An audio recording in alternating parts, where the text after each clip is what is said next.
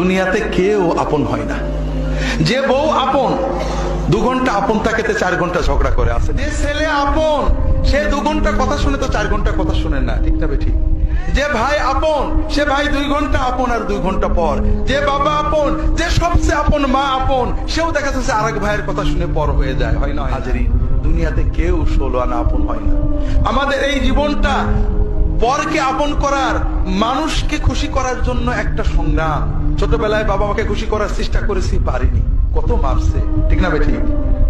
বড় হয়ে বান্ধবীদের বন্ধুদের খুশি করার চেষ্টা করছি, থাকেনি, ঠিক না? বিয়ে করে বউকে স্বামীকে খুশি করার চেষ্টা করেছি, 16 আনা কখনোই হয়নি।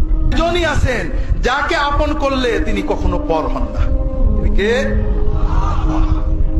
আল্লাহকে আপন করতে পারলে সব সময় আল্লাহকে সাথে পাবেন। যদি আল্লাহকে আপন করে নিতে পারেন, আপনার বিপদে আপদে কষ্টে দুঃখে সব সময় মনে হবে আল্লাহ আপনার সাথেই রয়েছে। যে বেদনা কারোর কাছে বলা যায় না, বউয়ের কাছে বলা যায় না, মায়ের কাছে বলা যায় না, যে আনন্দে কাউকে শরীক করা যায় না, যদি আল্লাহকে আপন করতে পারেন সেই আনন্দে আল্লাহকে শরীক করতে পারবেন, সেই বেদনার কথা আল্লাহর কাছে বলে বুকটাকে হালকা করতে পারবেন।